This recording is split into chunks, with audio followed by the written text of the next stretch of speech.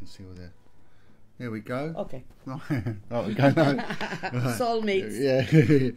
Right, a brief introduction. I'm Jon Wedger. I'm a retired Metropolitan Police detective from London, and I was hounded for my exposing and whistleblowing on child abuse and child prostitution cover-ups. It's a pleasure for me to be in Belgium. I'm here with Carine Hutsebaut. Have I said that right? You did. It's a difficult name. I didn't realise that I knew Carine because Carine was one of the commissioners on a tribunal in which I gave evidence earlier on. Was it this year? Was it this year or last year? In April. In April. Yeah. In Westminster. And I had a brief conversation with Carine then because part of my testimony involves talking about the cover-ups that occurred in Belgium and the parallels between the Belgium cover-ups and what we've been encountering in the UK, namely with the Marc Dutroux case. Now, Carine will explain who she is in a minute, but she's a world-renowned criminal profiler who has specialised in child murderers. And it was only when I gave an interview with an NHS, a British health professional, who's also a profiler and a head psychiatrist, and he deals a lot with child abuse matters and traumatised adults, that is Dr. Ajaz, and he had a book called Child Hunters, which I highly recommend. He said, read this book, and this woman, you need to talk to her. He said, she's the oracle. And it was when I actually made contact with Carine that she said, I know you, Jon. And so I've come out to Belgium, and we've had a long conversation last night, and we've just been talking about, really, I've lived in a bubble. I thought that this problem was just really UK based, but realised it's not, is it? It's worldwide. Yeah. Just talk a little bit about your experience and your work and your... Well, first of all, I have to say that I was amazed when I heard your testimony in London, because of the truthfulness, the honestness, the way you were emotionally involved. It really touched me deeply. That's it is the way it is. We are not, most of the people are not in contact with themselves anymore. No. They live along the way the governments want them to live. They are detached from their emotions, because emotions seem to be something bad. It is not. Crying is an emotion. It is allowed. Being angry are emotions. They are just all allowed. Being happy. All this is part of what we are, and we are denying more and more who we are. That's to start with. I started this in this field in '84 because of an emotion, anger.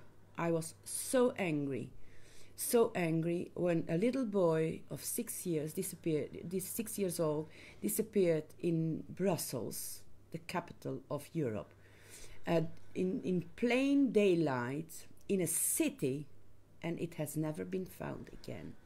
And I had a friend who was a police officer, and I asked him, what are you doing now for this little boy? Because I had a girl of that age, and I could imagine for these parents, what a horror. Yeah. A little boy disappeared. And I was completely devastated by his answer. He said, well, we're waiting. I said, what are you waiting for? Oh. Stop this world from turning. We have to find this little boy. And I said, what are you waiting for? Well, we are waiting for news, for testimonies, for witnesses. So there was no active part from the police to go and find the little boy in trouble. Now we are 34 years later, and still we can only assume the child's been murdered. And he's somewhere, but justice has not been done. I remember years ago I was interviewing a young boy who had been raped, and he'd been given HIV. He was 8 years old, and I just couldn't help myself. I had to stop the interview, and I went outside. It's actually getting to me now, and I burst into tears, and I said, I want to go home and see my boys. So I wanted to go home and see my boys. And I was then berated. I was, criticised by my boss for getting personally involved. and I thought, I'm dealing with it. And I said to who's going to tuck that little boy in at night? Who's going to cuddle him and reassure him? I can go and do it to my boys, but who does it to him? He's got no one. And it's the coldness that they had towards children and the lack of humanity. Yeah. You know, and it's walking past someone who is suffering and saying, it's not my problem. Someone else will come and help them. It's not my problem. The system will help them. And you're right. We put emphasis on crap, on things that don't matter. Absolutely. More and more. And as you said, the system is not taking you seriously because you're human. We cannot accept this anymore. Look what is happening to our society. I think I read something that you put in a book where 2 children went missing, and the police's response were, well, they can eat fruit in the woods and they'll come back when they're... And it was in the middle of Antwerp, a city. It's like London. They will eat potatoes from the field. Unbelievable, isn't it? Yeah, that's what they said to the mother. And when the mother got hysterical, which is normal, the boy was 8 years and the little girl, his sister, 11 years old, and she was not allowed to react emotionally. I mean, but we get in. Imagine it's your child. Imagine it is your child. And one day it can be your child. I've seen it in courts where judges have actually told victims and family members of victims and given evidence, can you leave the emotion out of it? Can you stop crying, please? Yeah, but look at the police, as you said. Yeah. Look at the politicians. Look at the system. You have to be professional, not human, but professional. Yeah. And professional means not showing emotion. Yeah. We are emotional bags. Of course we are. And I mean, we were discussing this last night, and I said the other night in my house, there were 5 people sleeping, and 3 of them had come from the care system. 3 lads had come from the care system. They had nowhere to stay, and they said, John, do you mind if we stay? And one of them, I gave him my last £20, and it made me feel good inside. But and I just said, the system, that there was one of them at foster parents who were getting paid a fortune for this kid, and he was wandering around because he had nowhere to go. And it angers me, and it angers me that people can not only ignore the suffering of children, but also that we've got police officers high in office that are deliberately attacking people like me and attacking people like Carine. We need to hound these people out of office. And the other thing is, people say to me, John, what can I do to help? Well, just help me. Just do something. Don't criticise me. Don't get in my way. Help me. It's not what. Then do something. I have asked people to write to their politician.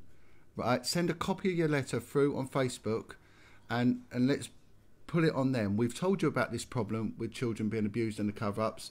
You do something about it. Put it back to the politician. Do you know, only a handful of people have written back to me. Only a handful of people. And they're asking me, what can we do? And while we're doing something, they do nothing. And I'm not... Yeah. And this is very cowardly. I'm sorry to tell you all. You're cowards. We are not paid for this. We risk our lives. They discredit us.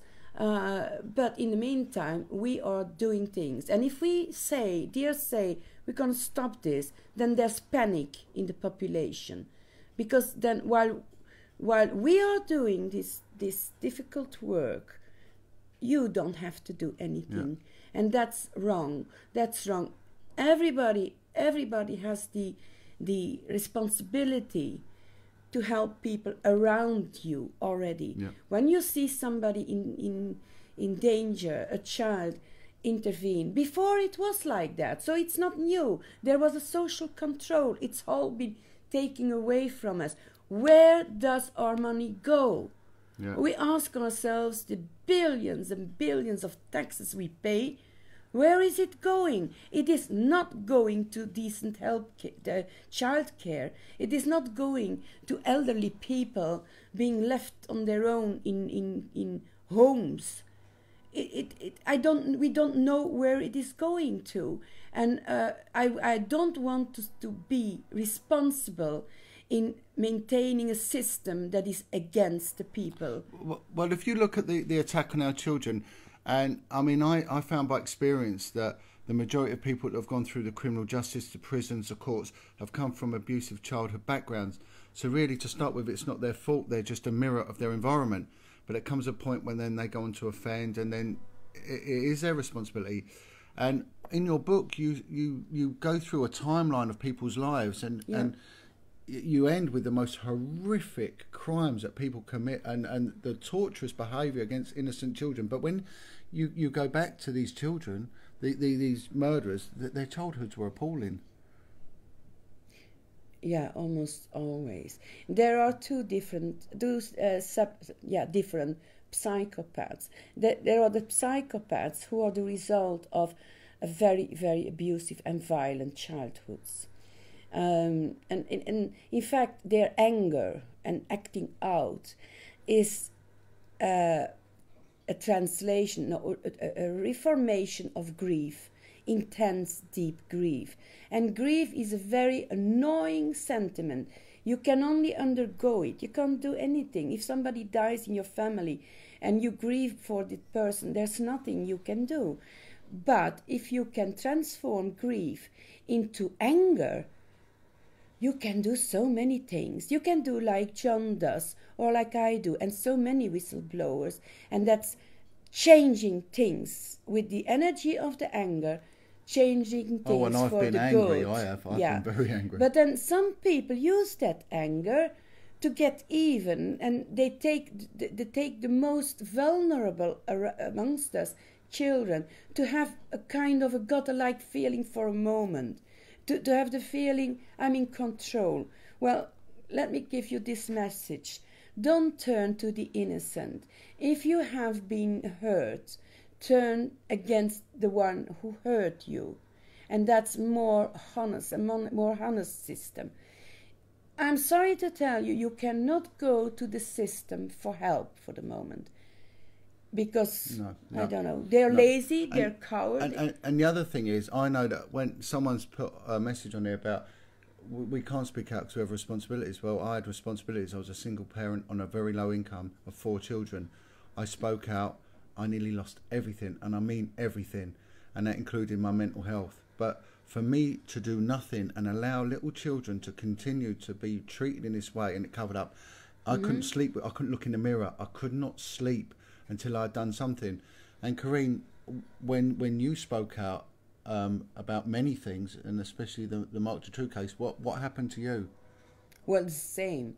But I disagree with what you say. I heard you say I even lost my mental health. Well, nearly. I don't think there's somebody more healthier on a mental level than you are. And believe me, I would tell you if you had a problem. Seek help. But it is absolutely not the case. You are who you are, and you are one bunch of integrity. And this is the biggest wealth you can have. Yeah. Being faithful to yourself, staying as close to yourself as you can, because we know, all of us know the difference between good and bad. Now, when I made a profile of Dutroux a year before he was arrested, the children were still alive in his dungeon. It was horrific. I've been attacked by the police. I've been taken, just not in custody, being questioned by 5 policemen, asking questions. I was wondering, what's the matter with them? What I didn't know at the time was they had the name. They knew it was Dutroux. I have proof of this. But I did not have the name of Dutroux, but his profile matched so much Dutroux that they probably thought I knew him.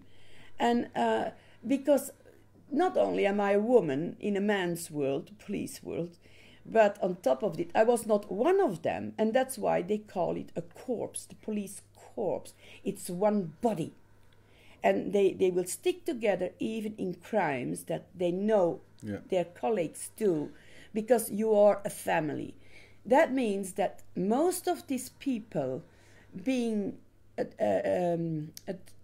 accepted as policemen, I don't say all of them, but most of them were seeking a family they did not have in real time. And once they are in the family, it's like the mafia. Oh, very much like the mafia. Yeah, Yeah. then you're part that. of them, and you don't want to lose your family. You don't speak out. Yeah.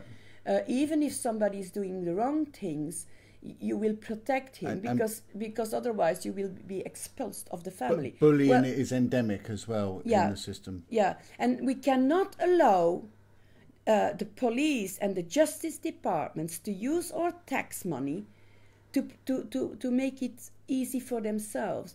They took a note. They are there to protect the people. Well, do your jobs. I mean, I don't want to get political, but I can remember we all had to go on 2-day, what they now class as LGBT awareness and all that. And I say I'm not criticising it, but why did none of us go on profiling courses? Why did none of us teach us the psychology of killers, and also how someone that is being abused can then manifest into an abuser themselves? There is no training in any of this at all. I had to seek it independently, and lucky enough I did get it, but I was very isolated in that. I was one of the very few police officers that got any sort of profiling training, and it really is basic. But who are the best trainers? It are the people that are involved. It's not the police. It are not university. It is life. It's the offenders. And most of us are good profilers. Yeah. When a woman is alone in a metro or in the subway at night, she is profiling her environment because she wants to know, am I in danger? Where can I get away when something goes wrong?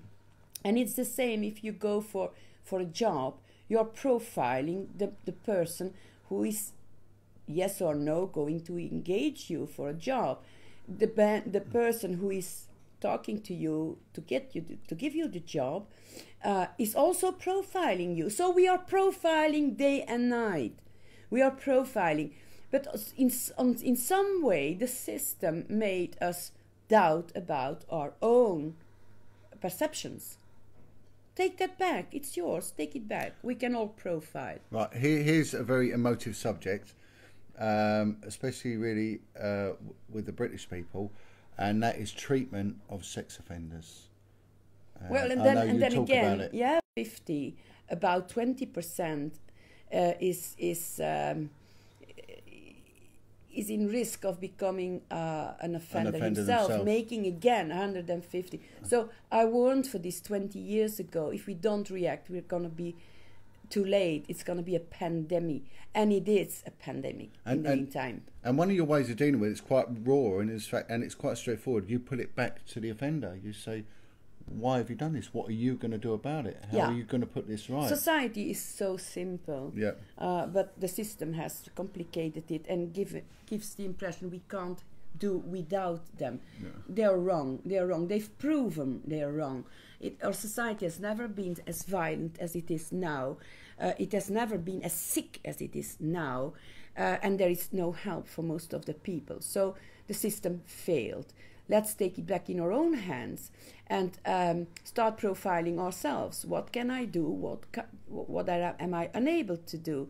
And act on what you can do. There is so much you can do in your own environment and with your own behavior already to change this world. So I'm sure we'll get there. I mean, I can continue doing what I'm doing. I do it all out my own pocket, and we discuss this. So do I. People say where they think the money comes from. But if people want to help, then just help. You know, get in touch with your MPs and say to them, what are you going to do about it? Go and sit with them and say, you know about this. You know the police at high office are deliberately covering this up. These are our children that are getting pimped out, that even get murdered. What are you going to do about it? And put it directly back to them. Don't let them sit on the fence and say... And don't be afraid. You have the right to ask this question. Yep. He is your servant. You pay him to do his job. So ask your servant, what are you doing about it? Ask your politician, what are you doing about it? And when are you going to do something? When are we going to see some result? Because we are really in a free fall with our children, and our children are the future. I mean, I've been with a group that we go outside Parliament, been giving out T-shirts, I've been giving out leaflets, and maybe 5 people turn up. And people ask me, John, what can I do? Well, at least turn up and help, but they don't. They just don't. They just, you know, so it's back to you. It's not about what I can do. What are you going to do? And if we do nothing, our children continue to get hurt, and they will continue to get hurt. So bring it into your front room and take it to their front room as well, and put it back on them. You know, let's do something and not nothing. And we discussed this earlier, and we were saying about we don't need to be part of a group. We are our own groups. Individually, we can do nothing. If we wait for someone else to do it, they're never going to do it. You want a job done, go and do it. And what we're going to try and do is work closely together. What the strange thing is that the parallels between what I've experienced and what I went through and you in Belgium are just unbelievable. Yeah, it's the same. And what Carine said, because Carine travels globally, said it's a global problem. This is not an English problem. It's not a European problem. This is global. It's global trafficking of children. They've been exploiting it for a long time. Yes, but if it is a global system, it means it's a system. It means that people are behind this, wanting it the way it is going now, destroying us as human beings, and destroying by starting to destroy our children. We cannot allow this. And I come back to what you said earlier. A society is very simple. It only wants three things when there is wrong done. First, they want punishment for the wrongdoer, to make clear who is the victim and who is the criminal. The second one is restoration, repair what you did wrong. Yeah. Reparation, repair it when you did wrong to a victim. Realize that what you've done is not done, and ask for forgiveness, and then leave it up to the victim if they agree to forgive you or not. But not only the victim is hurt, around the victim there is a whole society. Do something for that society to heal it again. Then the third one is relapse avoidance, not prevention, avoidance. Don't relapse in the wrongdoing. And these are three things our societies want, and our justice system is not even capable of guaranteeing this. They are not even aware what the people want. Well, I tell you, it's these 3 points. It's not difficult. We just have to make it work. We have to do it ourselves. Don't depend on the system. They will not help you. Well, our system doesn't help victims. No. It's appalling. It costs money. Yeah, it's got total disrespect for victims. It really doesn't care less for them. And it's always been the same way. It really has. 100 years ago, the punishments were very severe when you touched a child. But something happened, and now they are even early sexualizing young people. Yeah. Leave them alone. Let them be children. Let them go out, play in nature. Climb a tree. Teach them things. Do creative things with children, because that develops their brain, and you will have a lot less problems with children. And please, men, fathers, stay in your family. Yeah, I'm a strong advocate of that. You leave your children, who's going to be putting them to bed at night? You weaken the family. I know relationships break down, I get that. But then think twice before having kids. They need a father. They need an example. Yeah. But so be a good father then. Don't abuse them. Don't be violent with them. Teach them, correct them when they are wrong, or they're not behaving well, but be an example to them. And I'm talking to someone who was a single parent. My youngest boy was 9 months old. He's now a man. I never turned my back on my children. I brought up 4 of them on my own. 2 of them weren't biologically my own children, so I can speak with judgment, and I can. And what I say, men, do not leave your children. Do not do it. It weakens a family, and it allows these beasts to prey. And a single parent family is a dysfunctional family, and I mean that with the greatest respect, and I really, really do, because I have been there. But the children need a balance, and my children didn't have a balance because their mother left them. It was sort of the opposite way with me. But I agree. We are setting them up to fail if we do this. Let's bring back a bit of unity. Let's protect our children. Not your cars, not your extensions, your conservatories. That can wait. You can't take that to heaven with you. Protect your children and love your children, and protect other people's children. Make their children your problem as well. Yeah, absolutely. Yeah, And don't agree. walk away from them. And shame on you if you do. Shame on you, you know, because it's wrong. We can't walk away from this. We can't. And you know it is wrong. You will feel much better if you're really acting yourself and doing the right thing. Do the right thing and don't look back. Don't expect gratitude from it. Don't expect anything. Just do the right thing. It's not difficult. You just do it. It's a decision. Well, take that decision. We've got Christmas coming up. We've got the New Year. Let's hope there is a mood swing. And like I say, if people want to know what to do, just do something. To do nothing and leave it to someone else, not an option. Please don't do that. No.